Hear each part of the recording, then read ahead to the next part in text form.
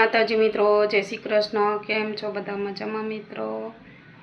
હું આજે કંકોડાનું શાક બનાવું છું મિત્રો, તમે વિડીયોમાં બન્યા રહેજો મિત્રો। આ કંકોડા મેં ધોઈને મૂકી દીધા છે, હજી એકવાર હું ધોઈ દઈશ। કંકોડામાં માટી ને એવું હોય નીકળી જાય તો હું 2 વાર ધોઉં છું, ધોઈ નાખીશ સરસ રીતે મિત્રો। જે આવું માટી વાટી ચોટેલી હોય આવી રીતે કાઢી નાખશું। થોડી વાર આવી રીતે પલાળી રાખશું એટલે માટી નીકળી જશે।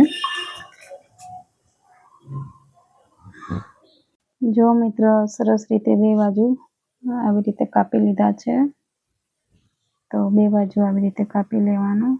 તો જો મિત્રો, હવે અમે કાપી લેશું કંકોડા સરસ રીતે। મિત્રો, મેં સરસ રીતે કાપી લીધા છે કંકોડા, અને આવી રીતે ટુકડા કરી દેવાના કાપીને।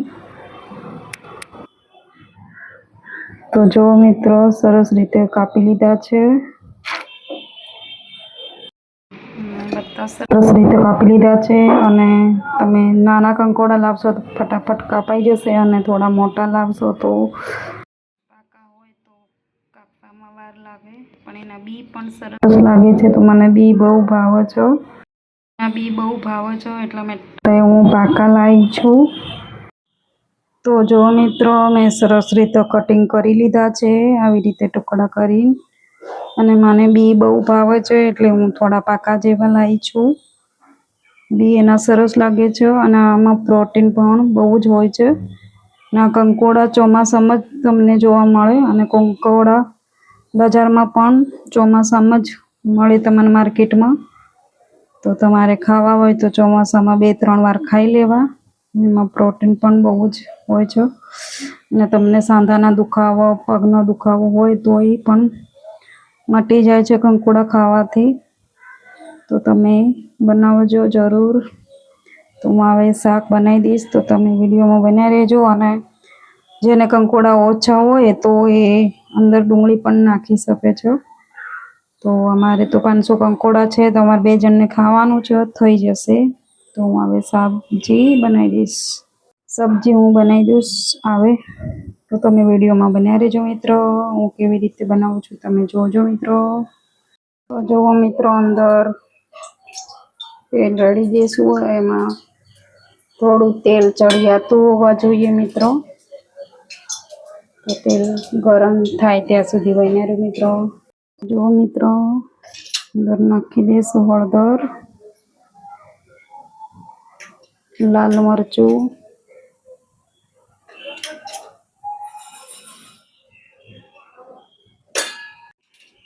નમક નાખી દઈશું સ્વાદ પ્રમાણે।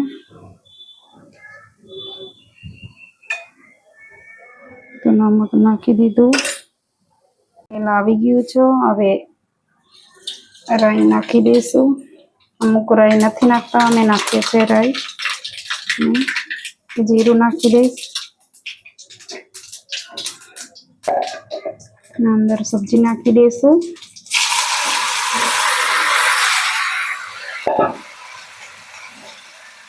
સરસ રીતે મિક્સ કરી લઈશું।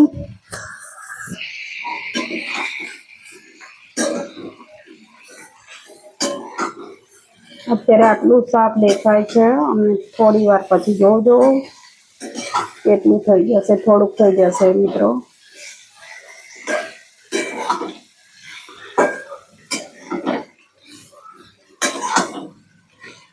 સરસ રીતે મિક્સ કરી લઈશું। તો સરસ રીતે મિક્સ થઈ ગયું છે, હવે ઢાંકણું ઢાંકી દઈશું।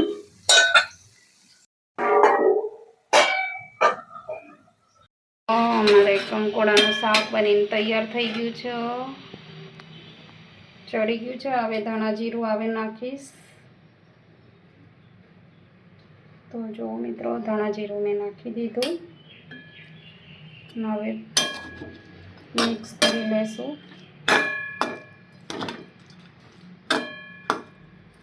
તો જો મિત્રો, અમારું શાક બનીને તૈયાર થઈ ગયું છે। તમે કેવી રીતે બનાવો છો એ પણ કોમેન્ટમાં જણાવજો મિત્રો।